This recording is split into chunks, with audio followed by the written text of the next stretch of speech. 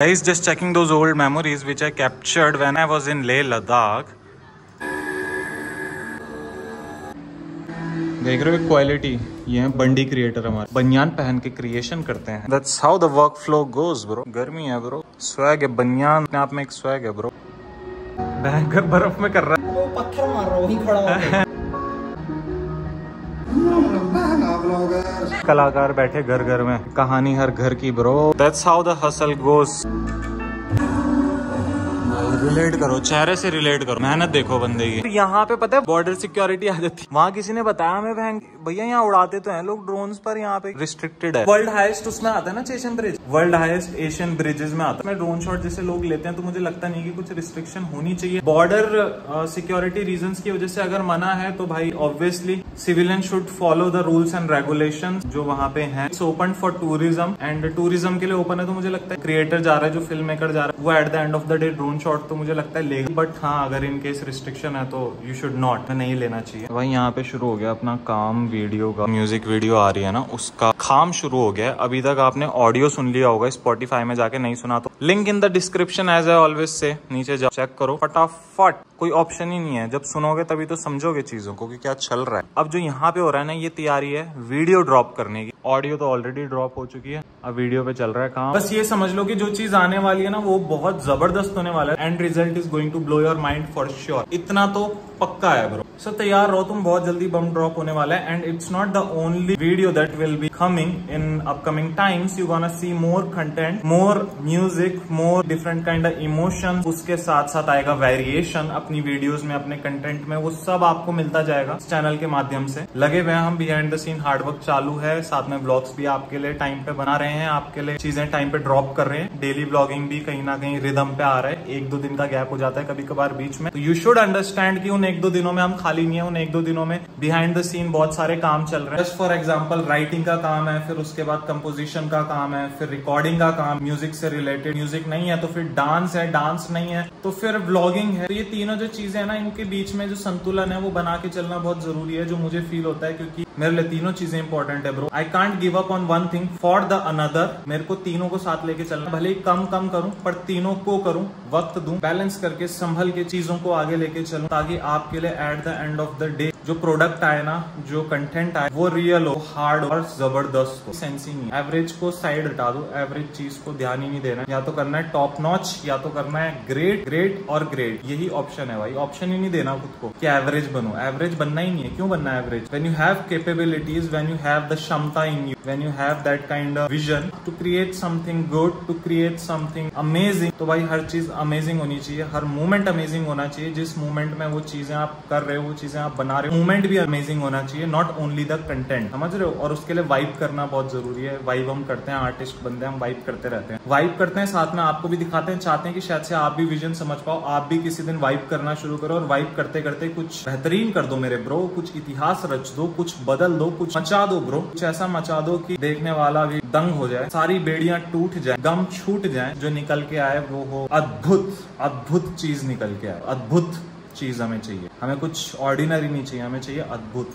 और अद्भुत चीजों के लिए, करिश्मों के लिए बहुत जरूरी है खुद को साधना. तुम खुद को साधते हो तो चमत्कार होते हैं ब्रो. तो दुनिया पलट जाती है ब्रो, चीजें चेंज हो जाती, विजन बदल जाता है. अभी तुम जमीन के जितना नीचे हो, तुम जमीन से उतनी ऊंचाइयों को, उन शिखर को छू लेते हो. यहाँ पे चल रही है मेहनत, बैठे हैं पोस्ट प्रोडक्शन के काम. मैं तो अभी थोड़ी देर हूँ भाई के साथ, but at the end of the day उन्हें खुद ही ये मैनेज करना है, क्योंकि ये कार्यभार उनके ऊपर है. वीडियो जो कंटेंट पोस्ट प्रोडक्शन का जो काम है, it's not going to be a easy task. It's a hectic work as well as time taking. समय बहुत खाती है ये चीजें. और जब समय खाती है तो समय के साथ साथ क्या है, हम इसको देख रहे हैं, ब्रेन में भी स्ट्रेस पैदा होता है एक समय के बाद, अगर हम कंटिन्यूअसली स्क्रीन को देखते रहें. UV rays, as you have heard. ये जो संघर्ष चल रहा है, ये चल रहा है जनता के लिए. और अगर जनता का सपोर्ट नहीं है, जनता का प्यार नहीं है, तो इस संघर्ष का क्या फायदा? समझ रहे हो? हसल जरूरी है, पर हसल से ज्यादा जरूरी है, जिन बंदों के लिए हसल हो रही है वो प्यार दें, वो प्यार बरसाएं. और तुम्हें पता है तुम्हारा प्यार मुझे कब मिलेगा? जब तुम उस सब्सक्राइब बटन को दबाओगे. बहुत हो गया. जितनी रीच जाती है उससे खाली 50% सब्सक्राइब्स मुझे मिलते हैं. 50% बंदे सिर्फ व्यू करके चले जाते हैं. व्यू करने का क्या अर्थ है? मैंने 1000 बार बोला भाई,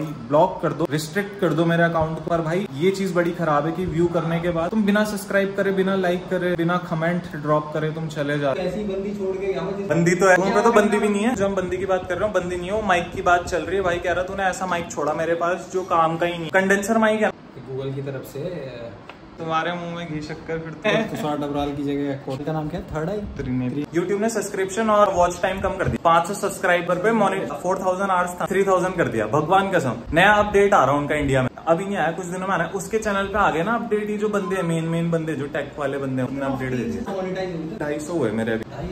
250,000 कहाँ से हो गए? हर तो 1000 बैंकर इतने तो लोग परिवार में नहीं है हमारे। ये वाला परिवार तो ये तो दगा दे के बैठा है। 2 सब्सक्राइबर बढ़ते हैं जब 15 मिनट की वीडियो पोस्ट करता हूँ ना, 3 सब्सक्राइबर बढ़ते हैं। उसका फायदा क्या है? क्रिएटर इतने हो गए ना भाई, अगर लोगों ने मोनेटाइज करवा भी लिया 500 सब्सक्राइबर्स पे, तो कंटेंट तो लोगों का फुद्दू है ना। मतलब वैसे क्रिएटर अर्न थोड़ी करने लग जाएंगे, वो तो बस ये थोड़ा उनको पुश हल्का मिल जाएगा। अगर वो अच्छा बना रहे होंगे तो थोड़ा उनका आगे चल जाएगा। अभी कुछ दिन पहले वो कह नहीं रहा था भाई, रियल टॉक्स में वो कह रहे कि आजकल इतने क्रिएटर हो गए कि 3 मिलियन 4 मिलियन व्यूज लेके बैठे हैं और नाम नहीं पता कि क्रिएटर के। गर्लफ्रेंड के ऊपर बना रहे हो कोई बंदा, उसके ऊपर तो उसमें चल जा रहे हैं 60 लाख व्यूज, और उसके नीचे फॉलोअर जब तुम उसका वो खोल के देखो, बायो खोल के देखो, डिस्क्रिप्शन खोल के देखो, तो 80 के 70 के। सोशल मीडिया में ना धांधलेबाजी बहुत हो गई। अब भयंकर बड़े बड़े क्रिएटर बैठे हैं, पता ही नहीं चल रहा 3 मिलियन। एक समय पे कैरी मिनाटी के मिलियन क्रॉस होते थे तो भयंकर बहुत बड़ी बात होती थी, माना जाता था, हाइप बन जाती थी। कैरी भाई ने पूरे कर लिए भयंकर 1 मिलियन। अब 1 मिलियन भयंकर बंदे कुकिंग चैनल पे लेके बैठे हुए हैं। कुकिंग चैनल पे क्या सिखा रहे हैं? दाल और राजमा बनाना। 1 मिलियन लेके बैठे हुए। यकीन करोगे मेरी इस बात पे? पर है भाई,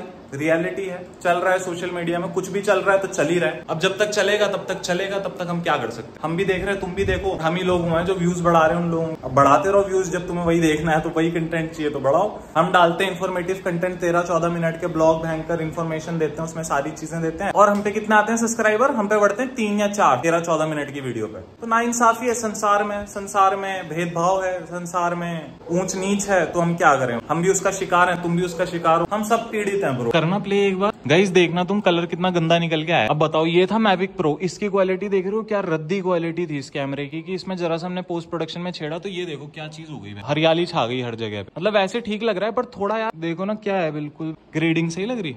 ग्रेडिंग तो क्या, पर जर की फुटेज आ रही है, बहुत ज्यादा कलर छोड़ रहा है ना गाइस। अब की बार तुम देखना, मैविक 3 की दिखा रहा हूं मैं तुम्हें। अब कंपैरिजन कर रहे हैं बिटवीन प्रो एंड मैविक 3। अब तुम क्वालिटी देखना, तुम अपने आप में कहोगे। जबकि भाई हम एक स्क्रीन को दूसरी स्क्रीन से शूट कर रहे हैं, हम डायरेक्टली आपको नहीं दिखा रहे हैं उसका रेजोल्यूशन, बट स्टिल डिफरेंस देखना आप दोनों की क्वालिटी में कितना बड़ा है। मैविक प्रो और मैविक 3 की क्वालिटी में जमीन आसमान का। 3 साल के अंदर ही टेक्नोलॉजी डेवलप करी है DJI ने। विद इन 3 इयर्स कितना तगड़ा इंप्रूवमेंट DJI ड्रोन कैमरास की क्वालिटी में। जस्ट सी है, देखो भाई जमीन आसमान का अंतर है। विदाउट ग्रेडिंग है, रॉ फुटेज है, तो हमने ग्रेड करा हुआ है, उसके बाद भी उसमें कलर आइडेंटिफिकेशन प्रॉब्लम्स है। कलर्स को लेके कितना ज्यादा कलर फेंक रहा है वो वीडियो में। इसमें देखो ये रॉ है बट बिल्कुल क्लीन शार्प, और इसके ऊपर अगर हम काम करेंगे मुझे नहीं लगता कि ये क्वालिटी कहीं जाने वाली। इतनी बेहतरीन क्वालिटी निकल के आई है। 3 साल के अंदर ये चीज कहीं ना कहीं DJI ने पॉसिबल करके दिखाई है कि भाई इतना इंप्रूव करा है उन्होंने अपने सेंसर की क्वालिटी। 3 साल पहले जो कैमरा उन्होंने बनाया था उसमें ग्रेन्स की प्रॉब्लम थी, बहुत ज्यादा शटर की प्रॉब्लम होती थी, ब्लर हो जाती थी फुटेज कई बार। जो मैंने सबसे पहले फुटेज आपको दिखाई मैविक प्रो से जो फुटेज आती थी, मैविक प्रो से जो हम शूट करते उसकी बात कर रहा हूँ, उसमें क्या क्या प्रॉब्लम्स मुझे फेस करनी पड़ती थी। कलर ग्रेडिंग करते वक्त तो सबसे बड़ी महाभारत है भाई कि वो अपने हिसाब से कलर डाल देता था वीडियोस पे। एक डिसेंट और बैलेंस्ड कलर निकल के नहीं आता। तो कलर्स का रेशियो है, जो मात्रा है, उसमें वो कहीं ना डेफिशिएंसी थी उस कैमरे में कि वो मैविक प्रो इतना ज्यादा आइडेंटिफाई नहीं कर पाता था कलर साइंस को। बट विद मैविक 3 पूरा सीन ही चेंज ब्रो।